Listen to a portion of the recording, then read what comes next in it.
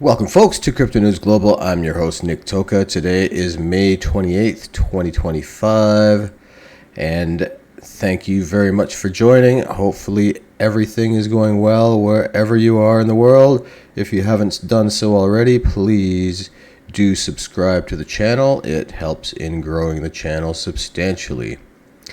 We've got some great news today, as well as going through our market watch and Bitcoin technical analysis.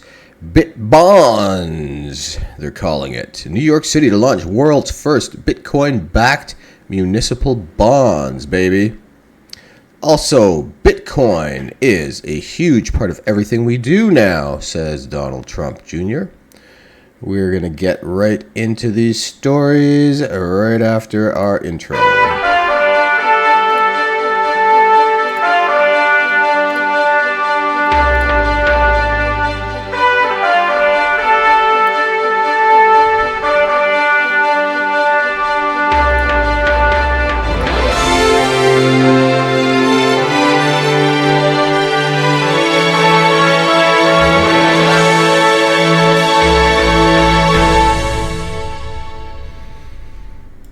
Welcome again, everybody, and let's first talk about the growing adoption of Bitcoin and the price suppression of Bitcoin. Every day, we're getting different stories, new adoption from a different country, new Bitcoin strategic reserve, another company adding Bitcoin to their treasury, and stocks skyrocket. Michael Saylor has said that at some point, every company is going to have to adopt some kind of Bitcoin strategy. Why? It only makes sense. We've got Strategy B, now as they're known, who in 2 years, their stock has gone up 3,000%. So, when we're talking about typical stocks and companies on the S&P or the NASDAQ or NYSE, if a company goes up 20%, it's a great year, right? In Bitcoin, we're used to things going up 20% a month, if not, 14,000% in, 3 hours, like some of these little shit coins that come out. So 3,000% on a publicly traded company in a couple of years. You'd have to be an idiot if you don't want your company to take advantage of this. I had this discussion just the other day in my men's chat group where the guys were asking about, why would this actor put their name on this shitty food that they, had their commercial for, some crap. It looked like slop, right? And my response was, companies don't care anymore about the consumer. They only care about shareholders' wealth. If the stock owners are going to make money, this is all they care about. So they'll sell their food brand to Brazil or this, anywhere around the world. You see these, Restaurant Brands International is the biggest food chain. I believe they're bigger than McDonald's, or, with all their companies posted together.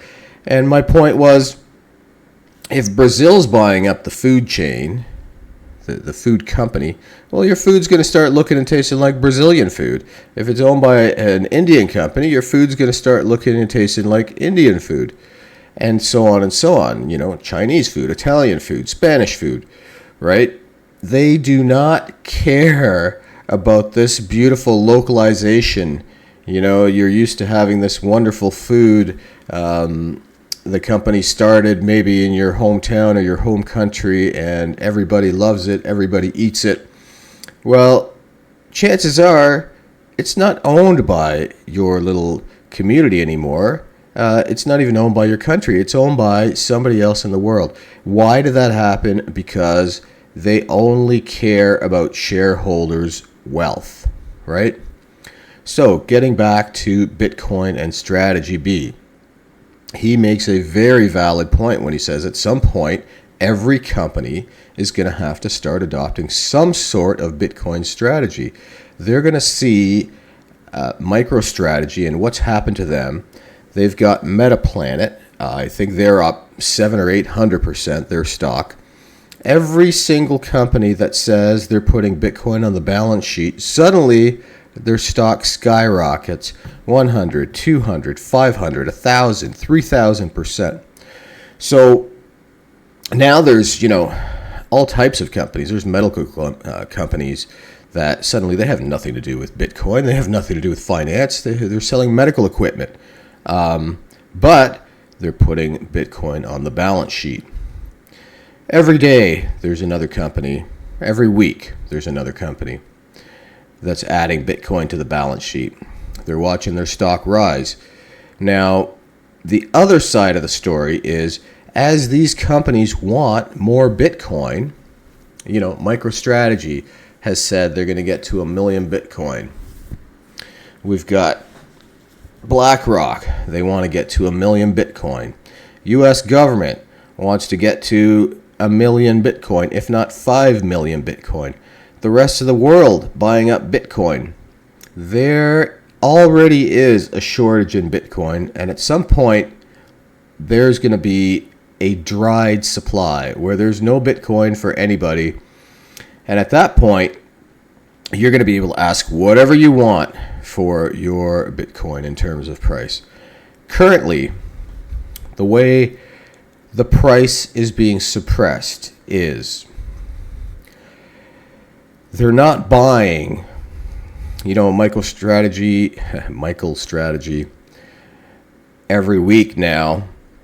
He comes out with another Bitcoin tracker on Sunday, and we know that on Monday he's going to announce that they bought another, 20,000 Bitcoins or, $2 billion in Bitcoin or something like this, right?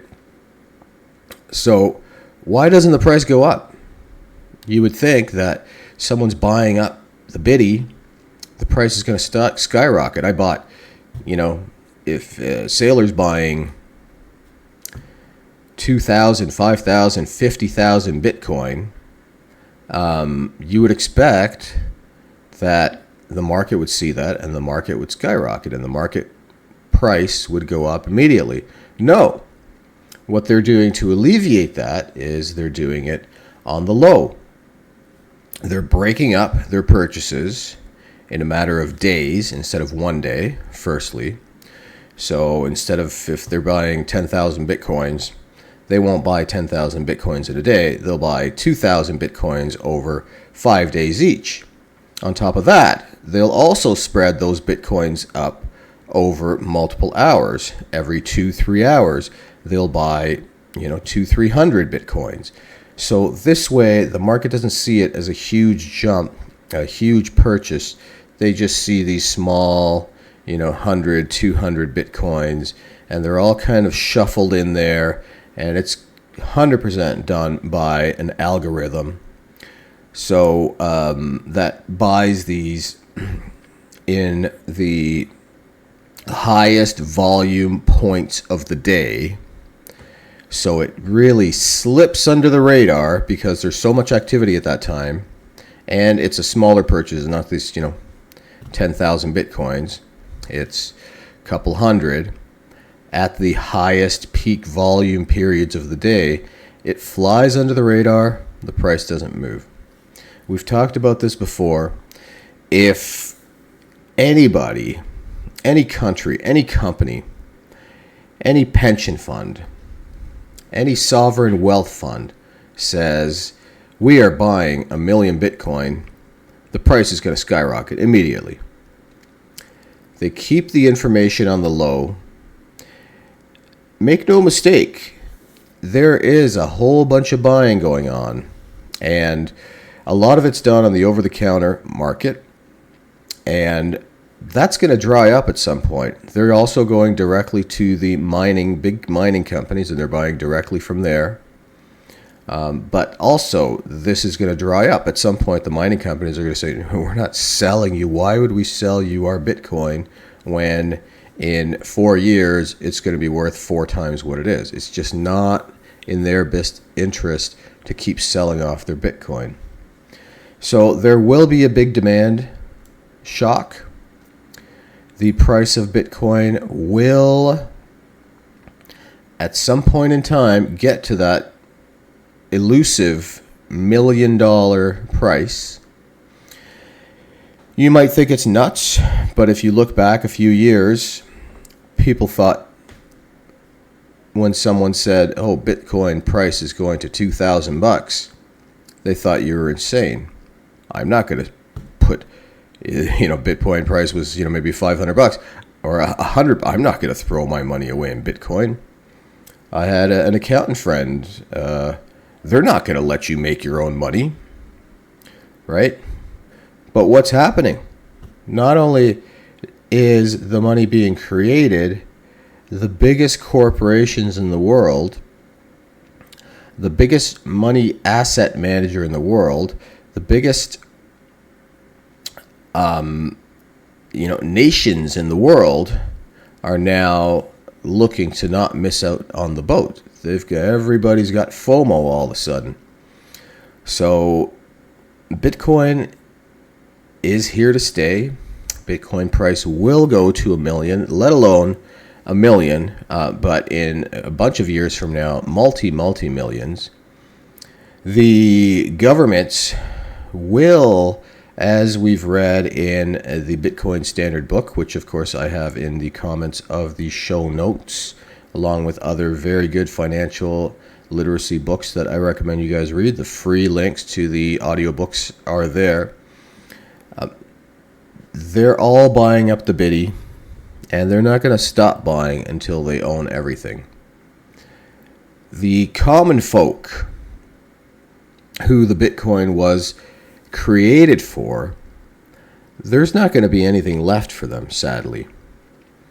Once it's already at a point where at $107,000, $110,000, who can afford this?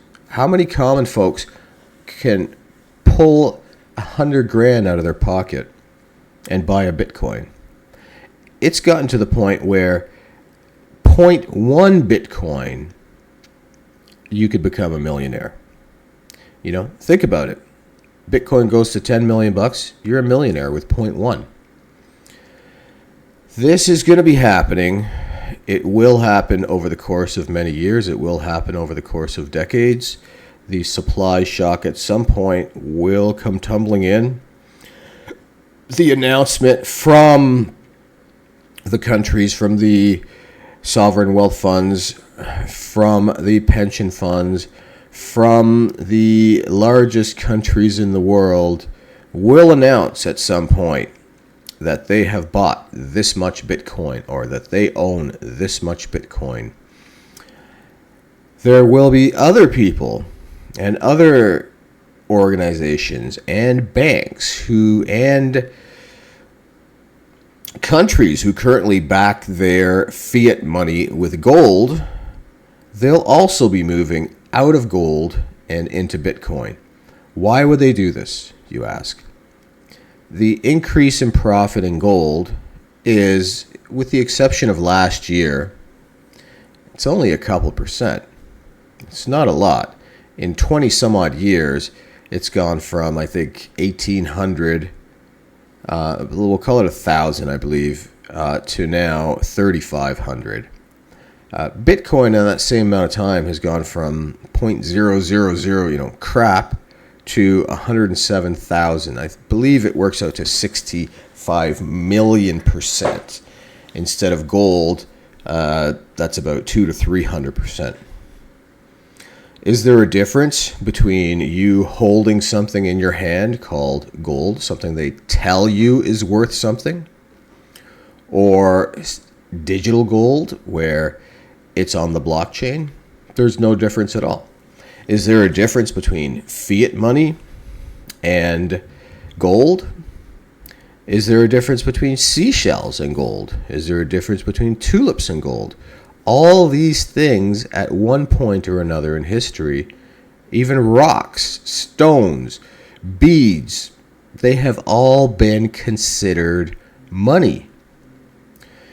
You and I have grown up and we've been told that this piece of paper with some dude's face on it and, a triangle with the all-seeing eye, oddly enough, is printed on it, is worth something. This is money. So let's go 2-3 generations. Let's go 100 years down the road where your grandchildren have been told that Bitcoin is money. And from the time they're born, they only know of Bitcoin being money. Wouldn't they think that Bitcoin is then money? Wouldn't it be funny to them when you pulled out a dollar bill and said, hey, this used to be money? It'd be hilarious to them, right? Same way as if I pulled out a tulip right now and said, this used to be money, or a shell, this used to be money, right? Or a rock, for fuck's sakes, this used to be money. Hilarious. We look at it now and say, what are you, crazy? Right? No, that's not money. Money is this thing with the dude's face on it, with the triangle on the, right? So the same thing one day is going to be going down with Bitcoin.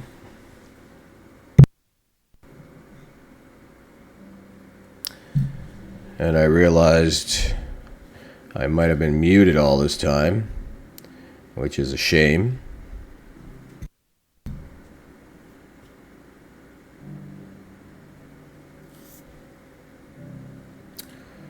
I'm going to have to test that.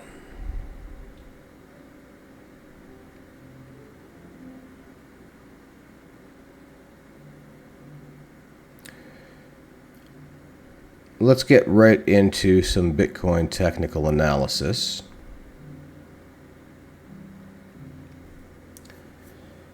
And let's hope that I wasn't muted all this time, but I could have potentially been muted.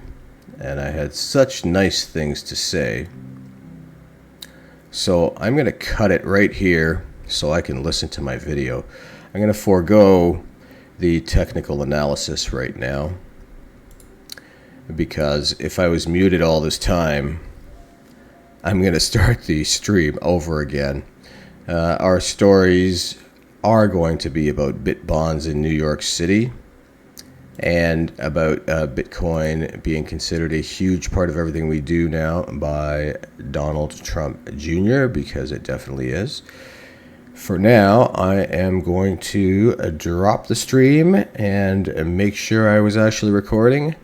And I thank you all for joining, and I will see you all very, very soon.